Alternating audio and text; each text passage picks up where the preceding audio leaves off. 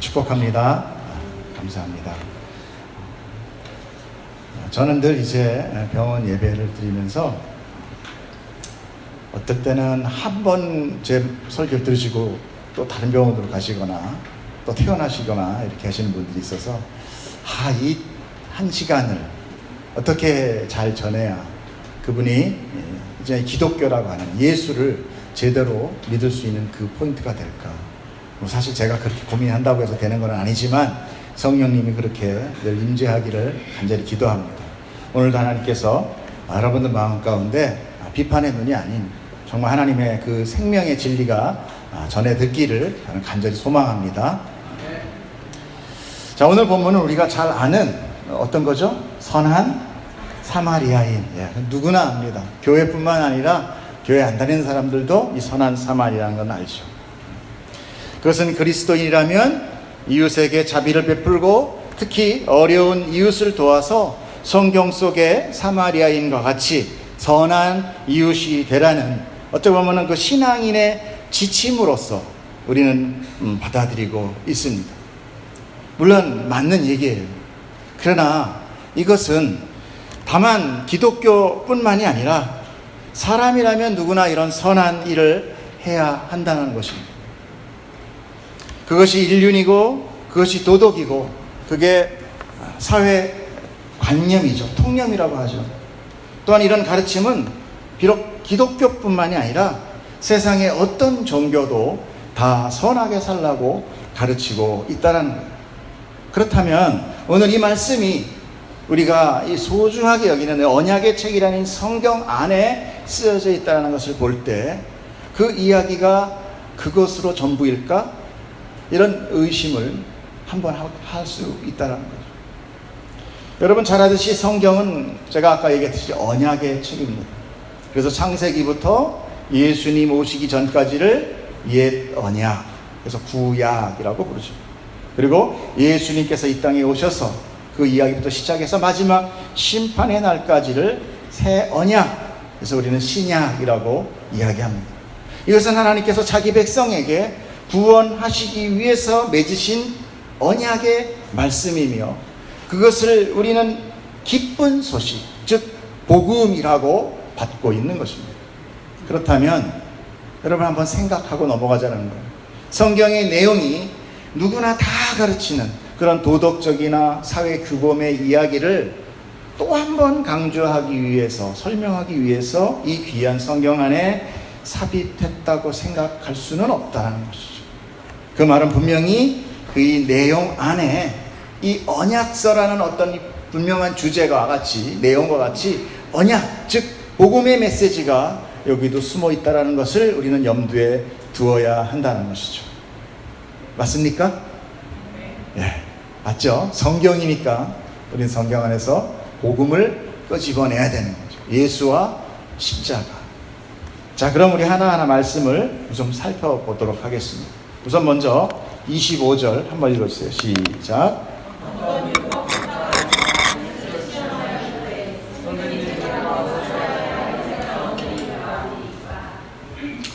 율법교사가 등장합니다. 율법교사란 말 그대로 율법을 잘 알고 또 그 율법을 가르치는 사람이라는 것입니다. 그렇기 때문에 그는 율법 전문가예요. 그런데 내가 무엇을 해야 영생을 얻겠습니까? 라고 물었다는 것이에요. 더구나 그 질문은 순수한 의도가 아닌 뭐라고 그래요? 예수를 시험하려 했다는 것이죠. 우리는 이미 이 구원이라는 것에 대해서 많이 배워왔습니다. 구원은 행위와 노력이 아닌 오직 하나님의 뭘로 받는다고 그랬죠? 네? 은혜. 아멘. 제가 이 맛에 목회를 합니다. 드디어 여러분 정통을 이제 깨닫게 됐어요. 은혜를 받는다는 것으로 우리는 잘 알고 있습니다. 그러므로 율법 교사의 이 질문은 뭐예요? 처음부터 잘못된 거죠. 처음부터 잘못됐어요. 그는 이렇게 뭔가 행위를 전제로 인하여 구원을 받겠다는 믿음을 갖고 있었다는 거예요. 내가 뭘 해야 영생을 얻을 수 있습니까? 우리는 이때 은혜를 받아야 됩니다 라고 얘기했습니다. 교회 안에는 두 가지 부류가 있다고 그래요. 한 부류는 구원을 얻기 위해서 선행과 봉사와 헌금 이런 것 종교 행위를 하는 자, 또 한 부류는 구원을 얻었기 때문에 그 기쁨과 감사로 인한 선행과 봉사와 헌금을 하는 자. 행위는 똑같아요. 근데 그 발로가 무엇이냐가 다른 거예요. 앞에 부류를 우리는 종교인이라고 얘기해요. 그 뒤에 부류를 우리는 그리스도인이라고 얘기합니다. 또는 성도라고도 해요. 그러므로 앞에 부류는 구원을 받을 가능성도 있지만 못 받을 수도 있다는 거예요. 그런데 오늘 율법교사가 바로 여기에 속해 있다는 것을 우리는 알게 됩니다. 이것은 율법교사 개인적인 종교관이라기보다는 사실 그 당시에 그 유대인들의 구원관이 다 이랬습니다. 그래서 그들이 읽는 성경 때문에 그래요. 그 당시 성경이라는 것은 모세오경을 성경이라고 얘기합니다. 그것을 줄여서 성경 안에도 써 있는데 율법책 또는 그냥 법이라고도 불러요. 그러니까 율법교사는 성경을 가르치는 교사라는 것이죠. 그 모세오경을 가르치는 교사다라는 거예요. 이 율법은 하나님께서 자기 백성에게 하나님의 백성이 되기 위한, 내 백성이 되기 위한 규례로 시내산에서 모세를 통하여 주셨습니다.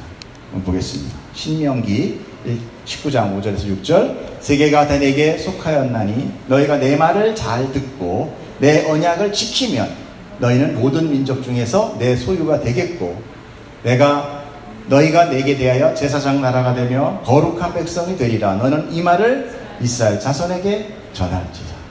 하나님 말씀하셨다. 그것이 바로 십계명, 돌판에서 겼던 십계명이었어요. 그리고 광야의 여정 속에서 이제 제사법이라든지 정결법이라든지 또는 범죄를 나누는 그런 판결법, 생활 규례 이런 것들을 차례로 계속 주신 거예요. 신명기와 민수기, 레위기를 보면 나오지 않습니까? 이것을 지키면 이제 내 백성이 될 것이다. 하나님의 백성이란 즉 하나님의 나라, 즉 천국 백성 된다는 거예요. 그러므로 그들은 이제 어떻게 했을까요? 죽어라 그 율법을 지키려고 노력을 한 것입니다. 그런데 우리는 성경 속에서 이스라엘 백성을 뭐라고 부르냐면 하나님께서 목이 곧은 백성이다라고 얘기하는 것을 들어보셔서 아실 거예요. 목이 곧다라는 것이 도대체 무엇일까요? 자, 신명기 9장 13절 읽어주세요. 시작.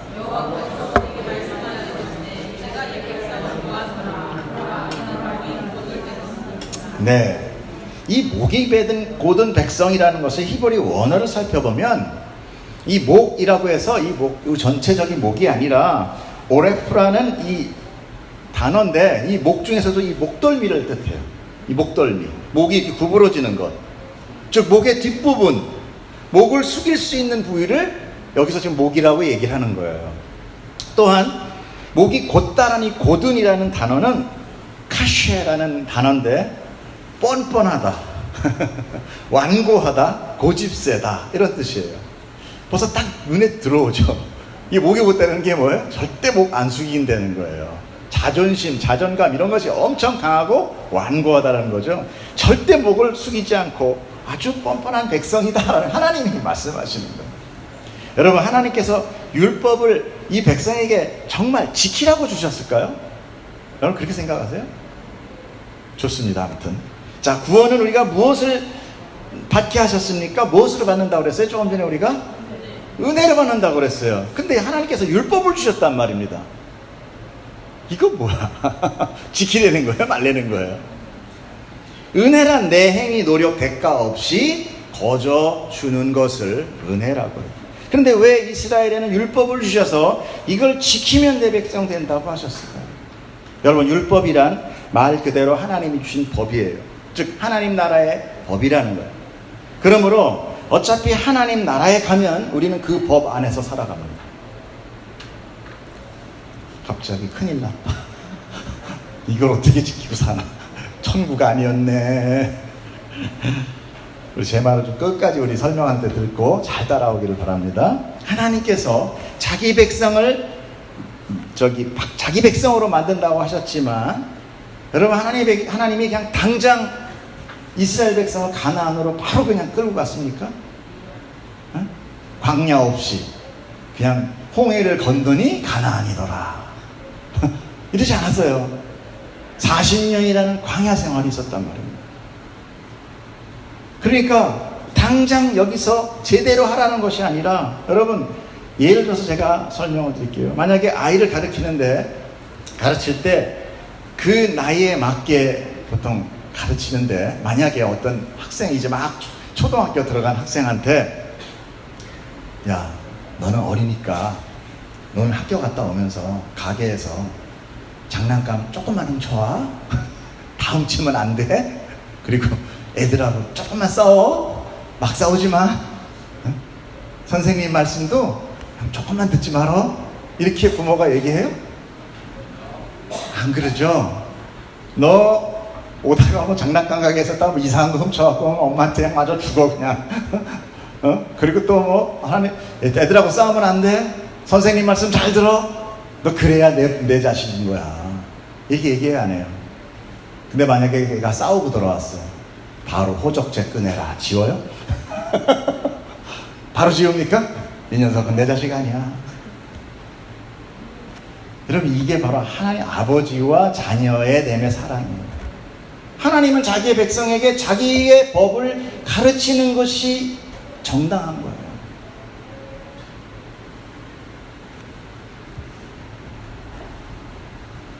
이스라엘 역시 마찬가지입니다. 율법은 하나님의 법이긴 하지만 이제 막 홍해를 건너 이스라엘 백성이 율법을 이제 광야 가운데 받았어요.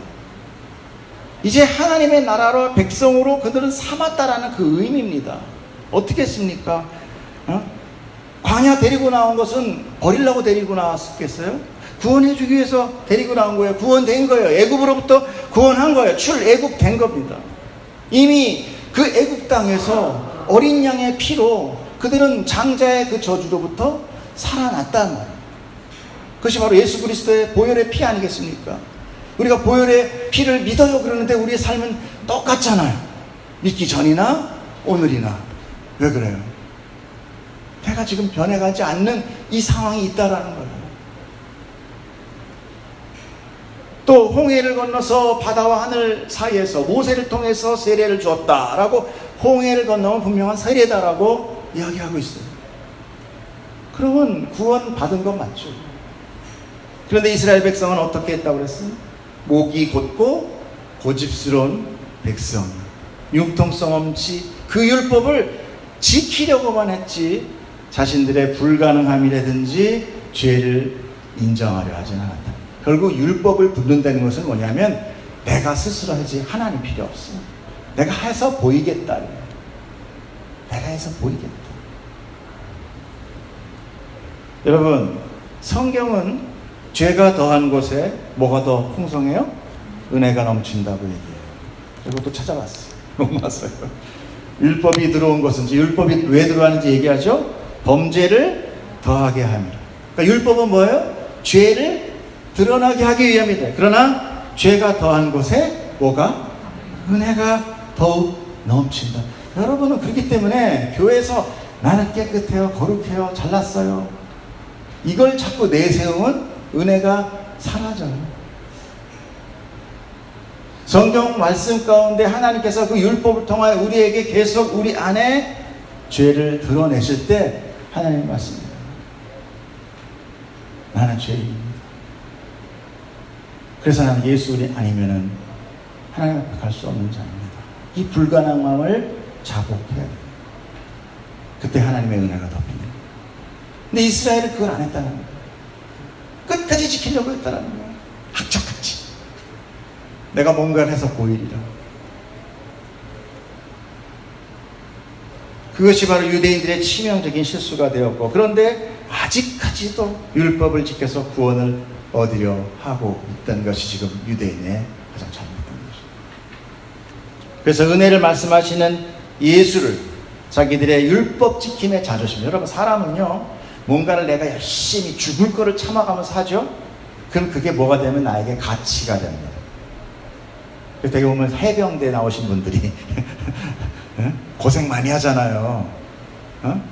일반 방위 나와 육군 이렇게 다니는 사람들보다 고생 많이 하기 때문에 이게 자기한테 가치가 돼요. 그래서 한 번 해병은 영원 절대 안 놓는 거예요. 그것이 자기의 내가 되는 거예요. 또 하나의 나, 강인한 나. 똑같아요. 율법을 내가 지키면 지킬수록 어떻게 돼요? 하나님 앞에서 내가 목이 곧아지는 거예요. 나 이만큼 선하니까 나한테 상급 주세요. 그래서 아니야, 너네들 틀렸어. 그리고 예수님께서 그렇게 율법 열심히 지키는 제사장과 바리새인들한테 이 독사의 자식들아 이렇게 하니까 어때요? 자기를 무시하니까 죽이는 겁니다. 여러분, 우리가 원수는 사랑을 해도요, 내 감추고 있는 죄를 드러내는 사람은 죽입니다. 그게 인간의 원리입니다. 그래서 다윗이 자기를 죽이려고 하는 사울은 용서했죠. 그죠? 그러나 자기의 죄, 즉 자기를 위하여 전장에서 목숨을 바치는 그 부하 우리아의 아내를 강간하고 그 죄가 드러날까봐 자기를 그렇게 사랑하는 우리아는 교살해버려요. 그게 인간의 모습이에요. 그런데 그 모습 가운데서 다윗의 그 실수한 그 모습 가운데 하나님의 은혜가 덮이는 거예요. 이게 구원의 이야기예요. 그런데 우리가 하나님 앞에 무엇을 자랑하냐? 내가 교회에 30년 다녔는데 이걸로 합니까? 그러므로 성경은 열심히 한 자, 열심히 살라고, 거룩하게 살라고 하는 자를 자꾸 기각해버려요. 그러나 자기가 무시당하면 죽이는 거죠. 그래서 예수를 죽이는 거예요. 그러므로 유대인인 율법교사 역시도 율법에 의하여 구원을 이해했기 때문에 계속 뭘 해야 되느냐고 물어보는 거예요. 이제 예수님은 그 질문해온 율법교사에게 대답이 아니라 또 다른 질문으로 응수를 하십니다. 보겠습니다. 시작.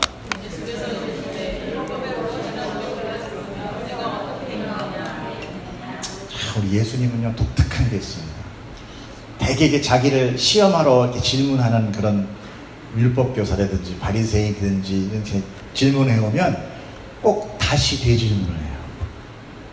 다시 되질문을 해요. 즉답을 잘 안 하십니다.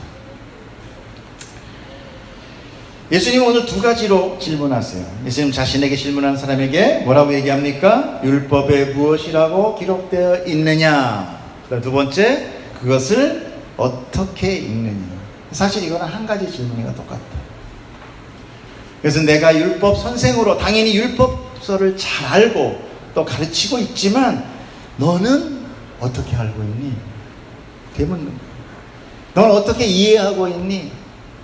여러분, 성경은 아무리 같은 성경을 보아도 이렇게 제각각 이해할 수 있어요. 자기 멋대로 해석할 수 있다는 것을 우리는 잘 알아야 됩니다. 말씀드린 바와 같이 성경을 세상의 도덕책으로 보면 성경은 딱 그만큼만 보여요.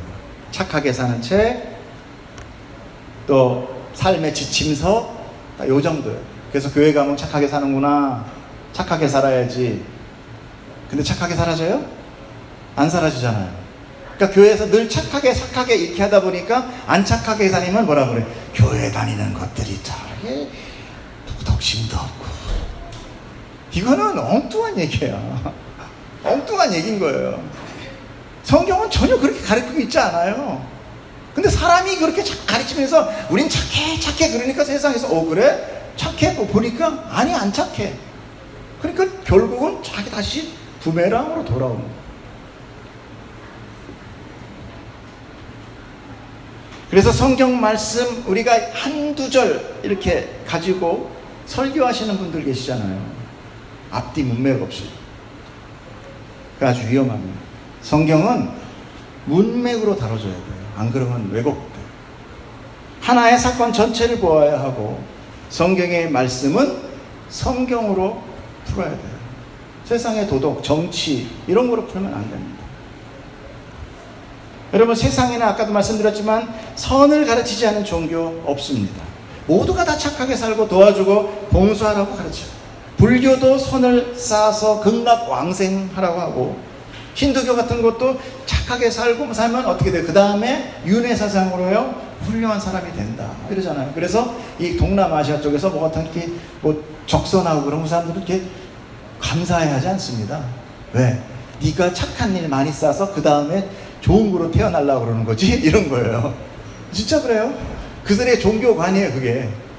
살아서 선교에서 왜 스님들이 지나가면 막 보시하잖아요. 뭐 음식 주고 막. 그게 뭐 스님들을 위해서 한다기보다 자기의 덕을 쌓는 거예요.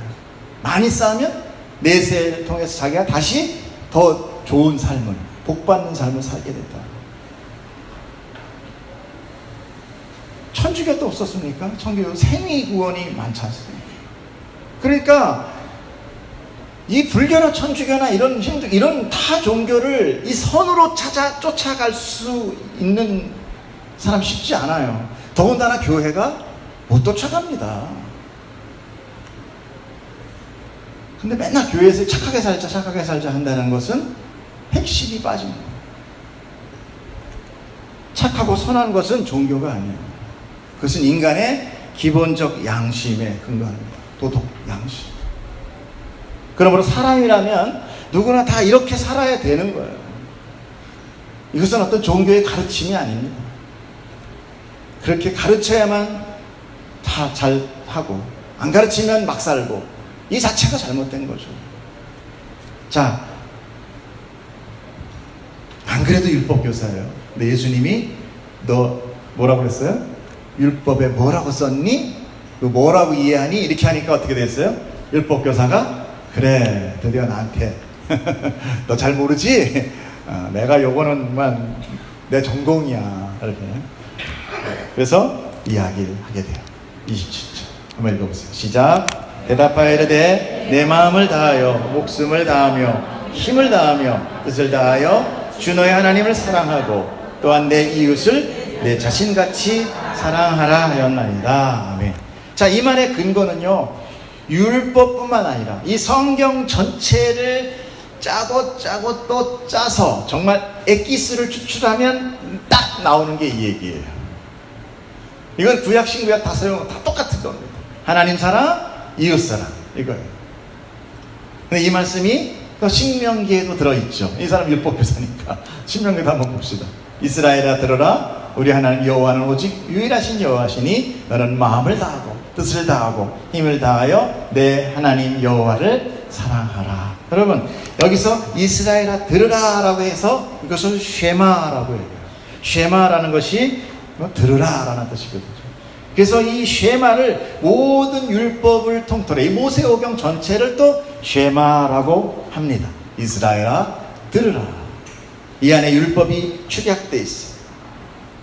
그러니까 그는 율법교사답게 이 쉐마를 이야기한 거예요. 자, 근데 여기는 뭐 내 이웃은 없네요. 레위기에 있습니다. 레위기 보면 너는 내 형제들을 마음으로 미워하지 말며 내 이웃을 반드시 견책하라. 그러면 내가 그에 대하여 죄를 담당하지 아니라 원수를 갚지 말고 동포를 원망하지 말고 내 이웃 사랑하기를 내 자신과 같이 사랑하라. 나는 여호와이라. 아멘. 여러분, 이건 구약에 썼으니까 나하고 상관없어. 이게 아닙니다. 비록 성경은 구약 신약으로 나눠있지만 다 한 이야기를 하고 있는 거예요. 다 우리에게 이야기하고 있는 거예요. 그러므로 율법의 핵심이며 에센스, 엑기스를 이야기한 거죠. 정확하게 이야기한 거예요. 하나님 사랑, 이웃 사랑. 그렇게 얘기했더니 주님께서 뭐라고 말씀하십니까? 예수님께서 이르시되 내 대답이 옳도다. 이를 행하라. 그러면 살리라. 여러분, 아까 율법교사가 뭐라고 했어요? 내가 무엇을 행해야 영생을 얻으리까? 그런데 이 율법교사는 이미 다 알고 있었다, 모르고 있었다? 다 알고 있었다. 그런데 뭘 안 했다? 행하지만 않고 있었다는 거예요. 자기는 행하지도 않으면서 뭘 자꾸 행하니? 이게 바로 종교, 뭐랄까요? 종교의 행함에 대한 인간의 행위 구원을 하는 사람들이. 사실 율법은 아까 지킬 수 있다고 그랬어요? 없다고 그랬어요? 지킬 수 없는 거예요. 그러니까 지킬 수 없는 게 맞은 거예요. 그런데 주님 난 그걸 못 지켜요 라고 얘기해야 맞는 거예요. 그런데 갑자기 이걸 지켜라 그러니까 예전에 자기는 아는 거 다 알아. 가르칠 때도 잘 가르쳤어. 그런데 그렇게 살라고 하니까 당황스러워. 선생님, 특히 이런 목사 맨날 말 전하지만 그렇게 살아요? 안 살아요? 너무하시다. 맞아요. 그렇게 못 살아요. 말은 잘해. 근데 나보고 그렇게 살아라 그러면 못 살아. 저도 죄인이니까. 그래서 저도 뭐가 필요해? 은혜가 필요해. 은혜가 필요한 거예요. 그런데 그 은혜가 우리에게 오기 위해서 뭐가 나타나야 돼요? 내가 죄인임이 드러나야 돼요. 여러분, 사람들은 죄인이라고 하면 잘 싫어해요. 착하다요. 좋아요. 특히 교회 와서 일주일 동안 상사한테 욕먹어.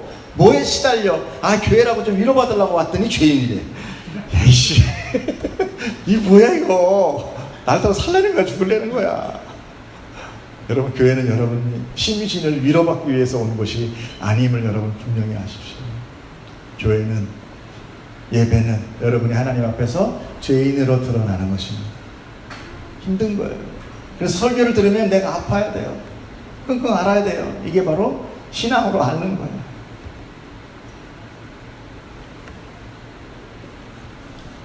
예수님께서 이렇게 딱 네가 행하라고 하니까 지키기는 힘들어. 그러니까 이제 뭐라고 얘기를 합니까? 자기의 어떤 그런 허가 찔린 것 같아. 실추된 것 같아. 예수님의 그런 어떤 그런 공격에 자기가 지금 허락 찔린. 그래서 생각했어. 딱 반격을 합니다. 29절 읽어보세요. 시작.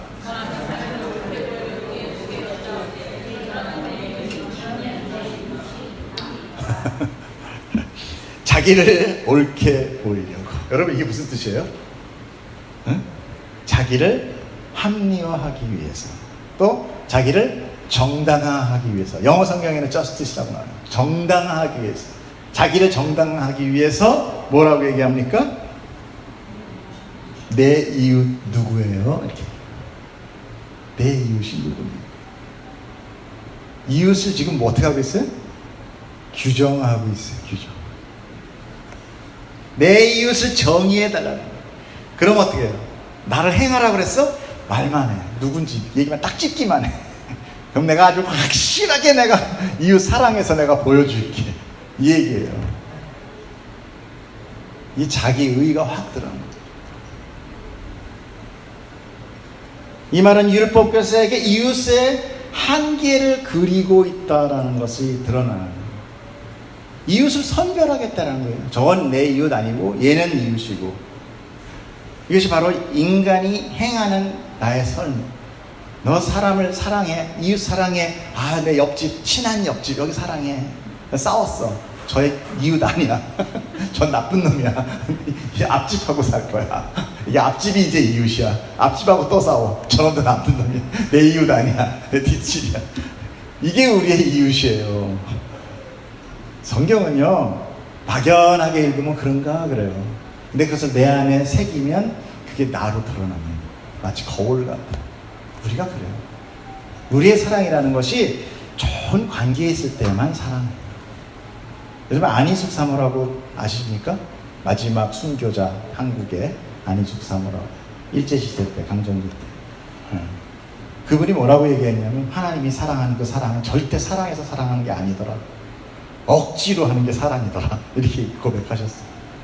맞아요. 우리 죄인이기 때문에 누구를 사랑할 수 없어요. 우리는 우리밖에 몰라요. 우리 지난주에 얘기했잖아요. 가인이 뭐라고, 가인의 아들 뭐라고 했어요? 가인이 7배로 갚으면 자기는 몇 배로? 70배. 이런 존재예요. 2배도 아깝다고 그랬죠.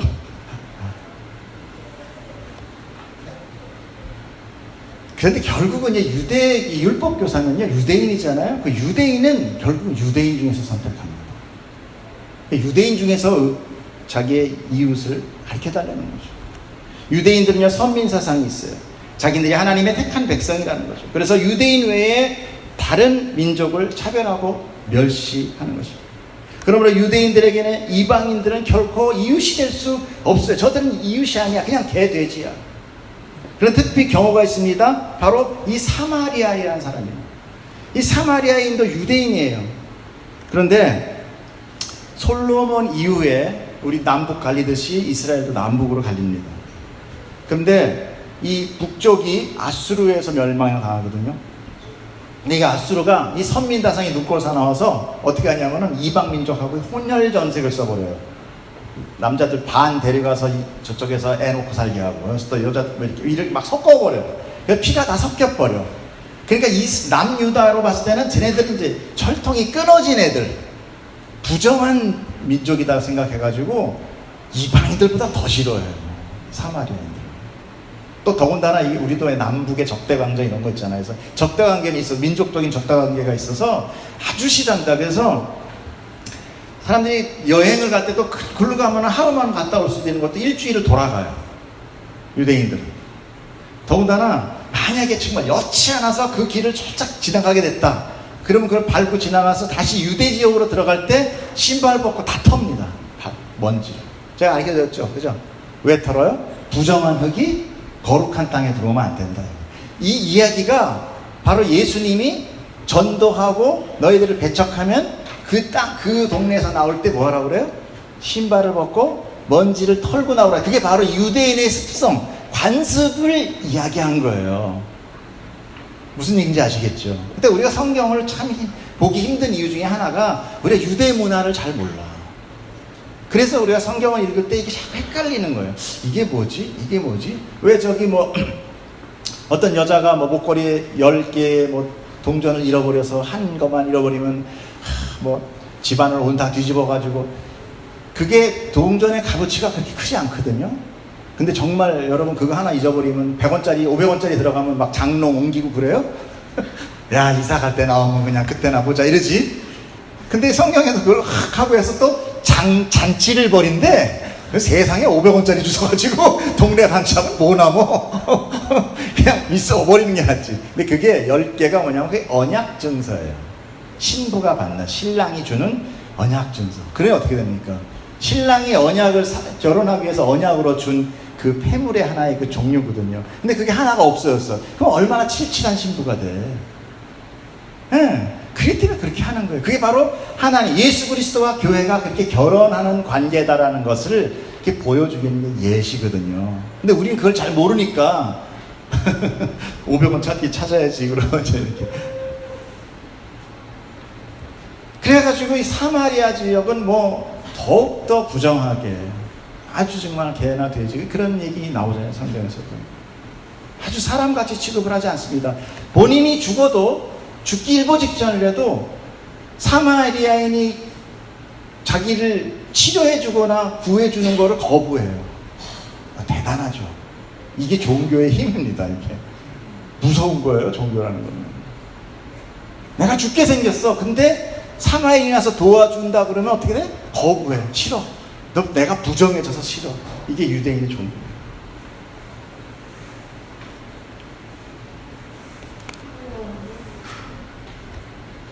오늘 이 영생을 받겠다고 예수님께서 찾아온 율법교사, 사실 그는 이미 율법을 너무도 잘 알기 때문에 오히려 교만한 상태였고, 오히려 자기를 드러내기 위해서 하나님께 불순한 의도로 질문했던 것입니다. 그는 영생을 얻기 위해 뭔가를 해야 된다고 생각을 했던 것이죠. 그러나 그것이 율법의 한계였어요. 율법은 하나님께서 우리에게 지키라고 주셨기보다는 율법을 통해 우리가 불가능한 죄인임을 깨달으라고 주신 거예요. 그래서 율법을 그리스도께로 인도하는 몽학선생이다. 몽학선생은 그 당시 유대의 지식층 노예예요. 쉽게 얘기해서. 그래서 아이들이 좀 잘하면 학교 데리고 왔다 데리고 오고 집에서 좀 이렇게 숙제물 같은 것도 돌봐줄 수 있는 것을 몽학선생이라고 불렀거든요.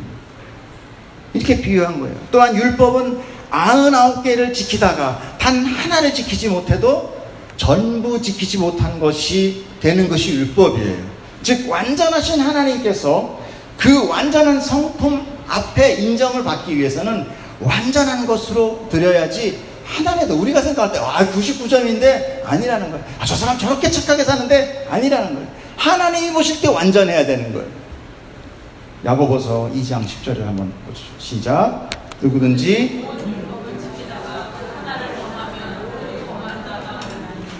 그러므로 하나의 죄, 이 하나의 죄가 99개의 선을 다 먹어버려요. 죄인이 돼버려요. 즉 빵점도 빵점이고 99점도 빵점이에요. 근데 이걸 어떻게 지킵니까? 더구나 행위만 있어요 거기에? 네 형제를 미워하는 자는 살인하는 것이라. 우리는 살인을 해도 수백 번 했어 그냥. 어릴 때 자라면서 얼마나 많이 싸웁니까? 도저히 지킬 수가 없는 거예요. 하나님은 자기 백성을 율법으로 그 안에 죄를 드러내시고 그 드러난 죄로 인하여 그들이 자복하고 회개하는 자를 은혜로 덮어주어 구원해 주신. 그러므로 죄인들은 그 이야기를 뭐라고 부릅니까? 굿뉴스라고 부르는 거예요. 오늘 로또가 돼서 굿뉴스가 아닙니다. 그게 굿뉴스가 되는 거예요. 나는 죄인인데 하나님이 그걸 덮은데 와 얼마나 감사합니까? 너 고쳐와 그랬어 봐요. 얼마나 힘듭니까? 그런데 사실 사람들은요, 이 죄인인 사람들은 공짜를 좋아하지 않습니다. 왜냐하면 공짜에는 뭐가 없어요? 상급이 없어요. 상급이 없어요. 상급은 자기 가치예요. 세상에 아무리 유명한 올림픽 참석자도 그 참석자 전원에게 금메달을 다 준다면 그 올림픽 가치 있어요 없어요? 가치 없어요. 그 다음에 아무도 안 나갈 거야 거기에. 그거 왜 나가 거기 다 나가면 다 주는데. 요새 초등학생 애들 피아노 공연대 하면 다 주잖아. 상이란 상. 사람들은요 좋은 선물을 다른 사람들하고 함께 나눠 가져요? 안 나눠 가져요? 가끔 나눠 갔던데요. 예, 그것은 그 선물 주고 자기가 그 줬다는 선이라는 것을 가치를 챙겨와요. 거기서 꼭 챙겨옵니다.